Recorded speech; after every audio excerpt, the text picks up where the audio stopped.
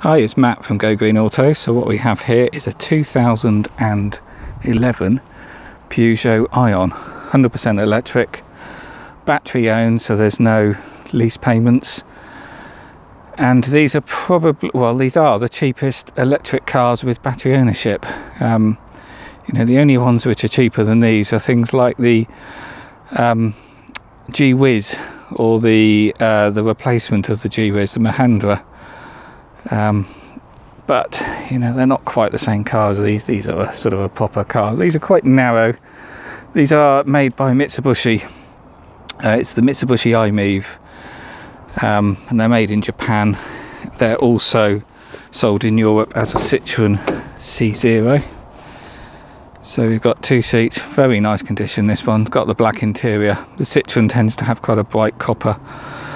I say copper, it's more of a pink sort of coloured seats, but these are all black in this one. They're often blue, but this one's all black, which is very nice. Very good condition. I'm just noticing it's picking up some sort of marks on the seats. That isn't at all, that's just where the velour pile is laid, because I've just hoovered them out. Absolutely no marks at all on this, on the interior, should I say.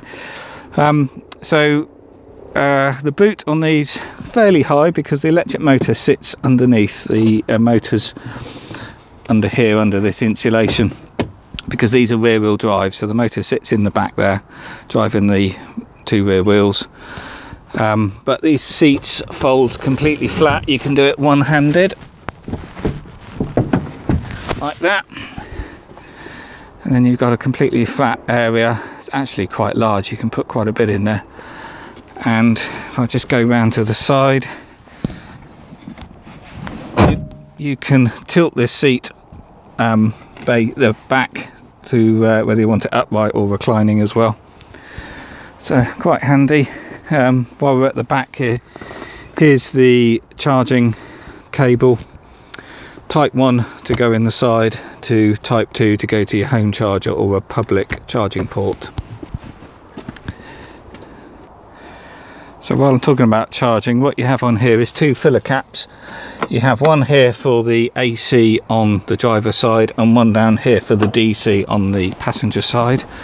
So if you just go round to the driver's side, what would have been a fuel cap on the normal i-MiEV, this is your Type 1 connector, which you use that cable in the boot to, that's your AC charging that you would charge at home or going to a public charge port like in a car park.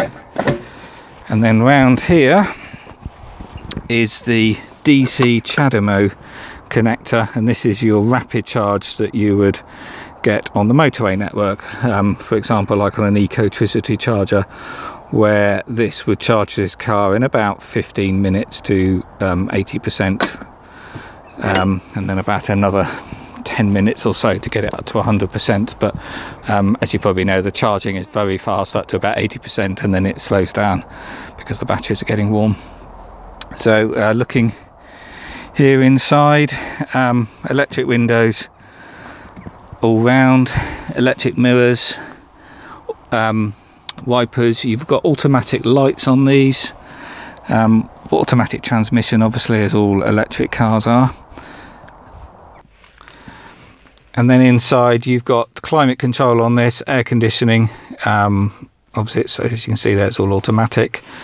Stereo up here with Bluetooth, and there is USB socket is down there, 12-volt charging socket down there as well, one cup holder here, another cup holder here over for the passenger, glove box down there. There's also a little hidden compartment up in there as well. And really smart inside, carpet mats in all four footwells as well. You've got one remote key. The Citroen C0s don't come with two keys. The other key is just a normal fixed non-remote key. That's actually missing on this, so if you wanted to get a second key, you just take this into any high street key cutters and they would just cut one of those keys for a few quid. But as I said, from new, they don't actually come with two remotes. So I'll just start it up so you can see there's no error lights. Turn the ignition to on, And as you can see, the ready light has come on there, and that's ready to drive. This light is your handbrake light. I'll take the handbrake off, and the other one's just seatbelt warning lights, front and rear. And as you can see, it's done 17,094 miles.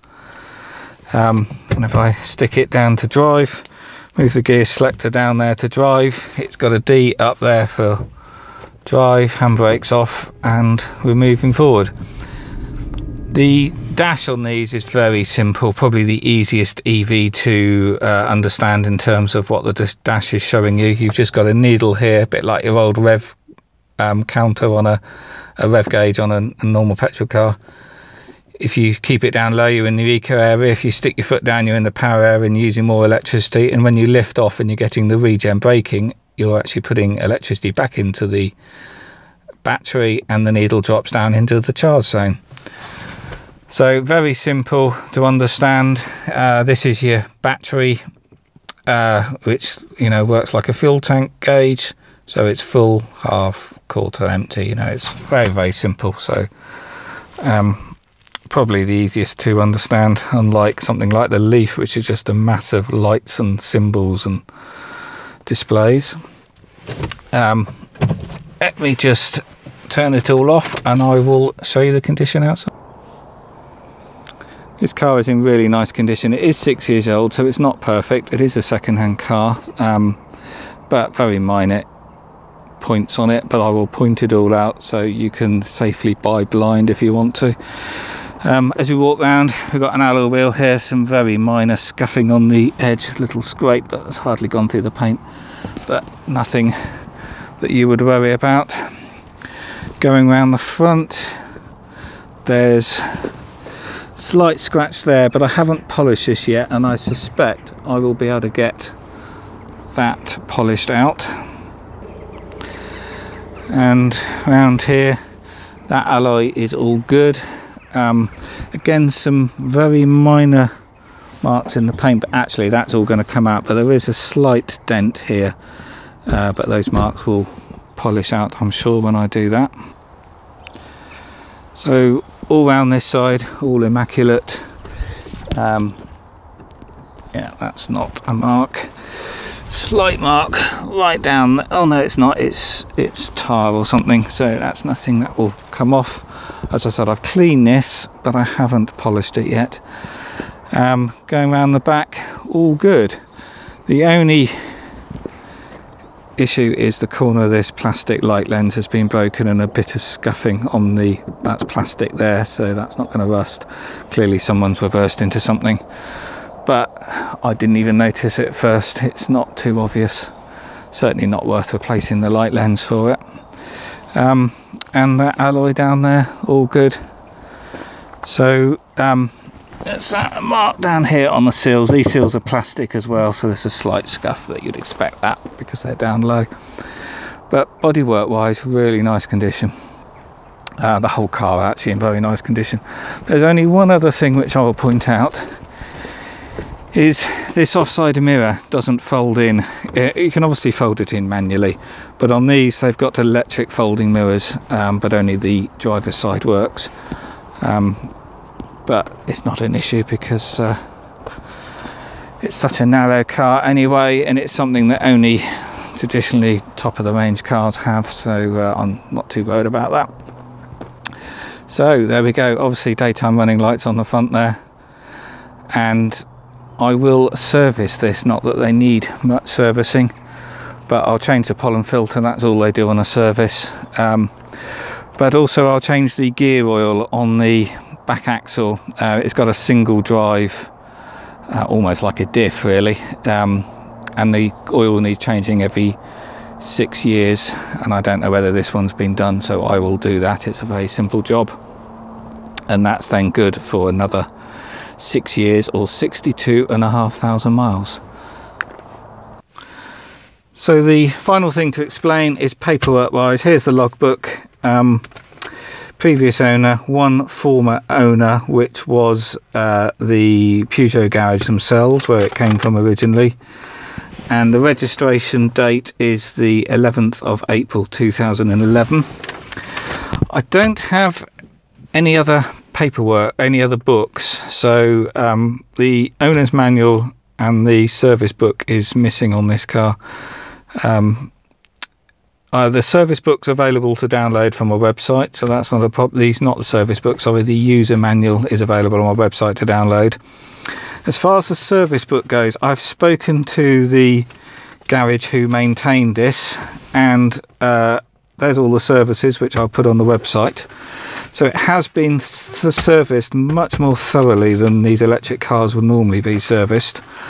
However, I don't have a printout. They wouldn't give it to me. They use the excuse of Data Protection Act. But anyway, I have found them, confirmed it all, and as I said, it will be on the website. So obviously no issues there, but unfortunately don't have a book. If someone, if you want to buy the service book, you could do and send it to the garage and they'll stamp it up for you. But I have spoken to them and that's good enough proof for me. But I will have another go to see if I can get a service history printout when I call into another Peugeot garage and see if they can do it for me. But as you know, if you're looking at these, the servicing is absolutely minimal on these. All they change is the pollen filter, which is behind the glove box here. And that is it for the annual service. And then every 2 or 3 years or so, you change the brake fluid. And then obviously, as I said already, every 6 years, you change the oil in the back axle. And that's the whole maintenance on these cars. So unlike petrol and diesel cars, service records really don't have the importance they used to with traditional cars now, because there's no oil changes. And many electric cars, they just wouldn't have anywhere near the amount of servicing this one's actually had. So nothing to worry about there. So all the details will be on the website, and this is available to test drive now.